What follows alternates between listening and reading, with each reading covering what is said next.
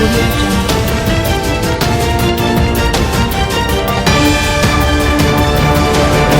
Hello friends, मैं हूं समीर और आप देख रहे हैं समाज की खबरें हिंदी टीवी न्यूज़। जैसे कि आप सभी लोगों को पता है कि हम हर हफ्ते शनिवार को रात में 9 बजे एक प्रोग्राम जनता के लिए लेके आते हैं, जिसमें हम बीमारियों के बारे में बताते हैं, किस तरह से किस बीमारी से बचा जा सकता है और किसके क्या सिम्टम्स हैं। हमारी जनता क्या करे क्या ना करे, समाज में कैसे इसकी जागरूकता आएगी, क्या अवेयरनेस है, कैसे हम क्या करेंगे जो हम बीमारियों से बच सकते हैं।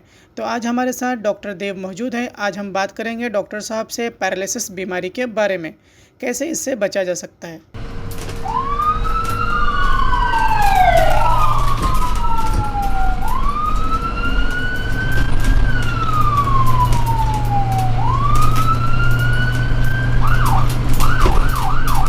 हेलो फ्रेंड्स, मैं फरीदा, आप देख रहे हैं समाज की खबरें हिंदी टीवी न्यूज़। आज हम मलाड मालवनी वेस्ट के आधार हॉस्पिटल में हैं। हमारे साथ डॉक्टर मौजूद है। ये आज हमें बताएंगे कि लकवा बीमारी क्या होता है और इसके क्या सिम्टम्स होते हैं, इससे किस तरह बचा जा सकता है। तो सर, लकवा किस किस्म की बीमारी होती है और ये कब होती है? गुड इवनिंग फ्रेंड्स, मेरा नाम डॉक्टर देव है। ठीक है, लकवा ये एक हिंदी वर्ड हो गया, उसको अब आम भाषा में बोला जाए, जिसको पब्लिक अच्छे तरीके से जानती है, तो उसको पैरालिसिस बोला जाता है। ठीक है, ये बेसिकली ब्रेन से रिलेटेड बीमारी है और ज़्यादा करके ये ब्लड प्रेशर बढ़ने की वजह से होता है। तो जब किसी का ब्लड प्रेशर बढ़ता है तो दिमाग की नसों में भी ब्लड प्रेशर काफ़ी ज़्यादा हो जाता है, जिसकी वजह से कभी कभी दिमाग की नसें या तो रप्चर हो जाती हैं या फिर दिमाग की नसें कभी कभी चॉकअप हो जाती हैं। तो अगर दिमाग की नसें चॉकअप हो गई तो आगे दिमाग को खून का सप्लाई नहीं होता है और उस हिस्से जो शरीर को सप्लाई करता है वो हिस्सा हमारा काम करना बंद कर देता है। या फिर अगर दिमाग की नस फट गई है तो वहाँ पे खून का गांठ जमा हो जाता है। खून का गांठ जमा होके दिमाग का वो हिस्सा काम करना बंद कर देता है। नॉर्मली हमारा जो दिमाग है वो हमारे शरीर को अपोजिट डायरेक्शन में कंट्रोल करता है। अपोजिट डायरेक्शन मतलब जो हमारा लेफ्ट साइड का ब्रेन है वो हमारा राइट साइड के बॉडी को कंट्रोल करता है और जो राइट साइड का ब्रेन है वो हमारे लेफ्ट साइड के बॉडी को कंट्रोल करता है। तो अगर आपके लेफ्ट साइड के ब्रेन में अगर कुछ इशू हुआ रहेगा तो आपको पैरालिसिस राइट साइड में आ जाता है। राइट हाथ पैर आपके काम करने बंद कर देते हैं। अगर समझो वही आपके राइट साइड के ब्रेन में तकलीफ रहेगा तो आपका लेफ्ट साइड हाथ पैर काम करना बंद कर देता है वो। तो अब नॉर्मली इसको पहचाना कैसे जाए, तो कुछ पेशेंट ऐसे रहते हैं जो तकलीफ बताएंगे जिनकी उम्र 40 या फिर 50 के करीब में रहेगी। ज़्यादा करके उन लोगों को ही ब्लड प्रेशर की शिकायत इस एज में चालू होती है। तो ज़्यादा ब्लड प्रेशर बढ़ जाता है तो उनको ऐसा लगता है कि चक्कर आ रहा है या फिर शरीर के किसी हिस्से में झुंझुनाहट हो रही है।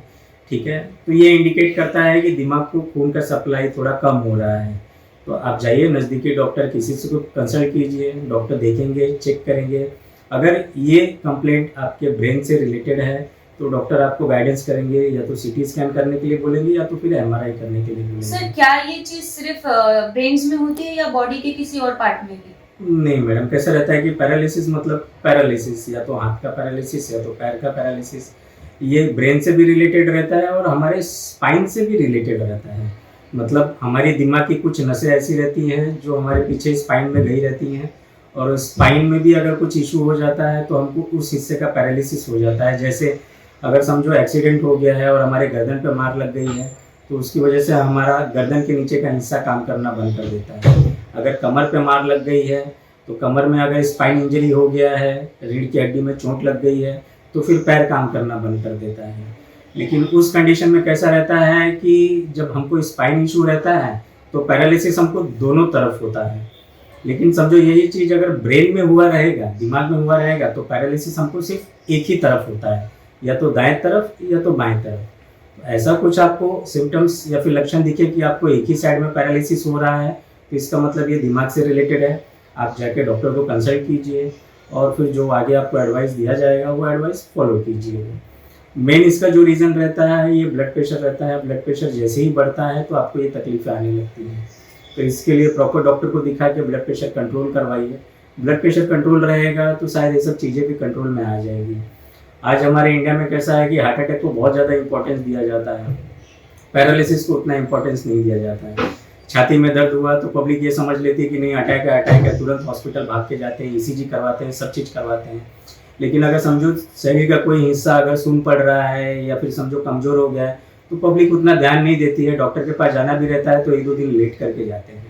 ठीक है, तो इस बीमारी को भी हमको बड़ा बीमारी समझना चाहिए। ये चीज यानी आपका कहना है कि ब्लड प्रेशर से ही स्टार्ट होती है? जी हाँ, ब्लड प्रेशर से स्टार्ट होता है। ब्लड प्रेशर हाई होने की वजह से ये स्टार्ट होना चालू हो जाता है? जी हाँ, नॉर्मली कैसा रहता है कि 90% केसेस में ये ब्लड प्रेशर की वजह से होता है। कुछ केसेस ऐसे रहते हैं कि जिसमें दिमाग के अंदर समझो कुछ गांठ वगैरह आ गया, जैसे कैंसर का हो गया, टीबी का हो गया, बहुत सारी गांठ रहती है जिसकी वजह से दिमाग पे प्रेशर आता है, तो उसकी वजह से भी पैरालिसिस होता है। ठीक है, बट जो जैसे सर अभी आपने बताया कि ब्लड प्रेशर से, तो ब्लड प्रेशर के जो पेशेंट्स होते हैं अगर उन्हें हाई ब्लड प्रेशर हो तो उन्हें ज्यादा चांसेस है पैरालिसिस की? जी हाँ, वो तो 100% चांसेस रहते हैं। ब्लड प्रेशर रहेगा ज़्यादा तो दिमाग की नसें कभी भी चॉकअप हो सकती हैं या फिर दिमाग की नसें कभी भी आपकी बर्स्ट हो सकती हैं। और जिन लोगों को हैबिट्स वगैरह रहते हैं स्मोकिंग के, ड्रिंकिंग के, टोबैको के, उन लोगों में चांसेस और ज़्यादा इंक्रीज हो जाता है। तो इसके लिए हम लोगों को ये सब चीज़ों पे थोड़ा ध्यान देना चाहिए। कोई भी ऐसा रिस्क फैक्टर मिला तो हमको ताबड़तोड़ कुछ ना कुछ उसके ऊपर एक्शन लेना चाहिए। ये सारी बीमारियाँ ट्रीटेबल है, ठीक होने वाली चीज़ें हैं, बस आप टाइम पे पता कीजिए, टाइम पे उसका ट्रीटमेंट करवाइए। हार्ट अटैक में भी सेम ट्रीटमेंट होता है, ब्लड थिनर दिया जाता है, खून पतला करने की दवाइयाँ दी जाती हैं, उसमें भी नस चॉकअप होकर हमको हार्ट अटैक आता है। पैरालिसिस में भी 2 टाइप का पैरालिसिस होता है, एक ब्रेन हेमरेज होकर पैरालिसिस होता है और एक ब्लड क्लॉट होकर पैरालिसिस होता है।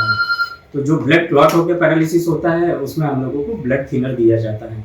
ये सब चीज़ें तो हमारा CT स्कैन के बाद ही पता चलता है, MRI के बाद ही पता चलता है, वो डॉक्टर आपको गाइडेंस देते हैं। जैसे कि सर अगले वीडियो में आपने हमें बताया था कि गवर्नमेंट की तरफ से टीवी के लिए बहुत सारी सुविधाएं दी जाती है, तो क्या इसमें भी गवर्नमेंट की तरफ से कोई स्कीम या कोई सुविधा है?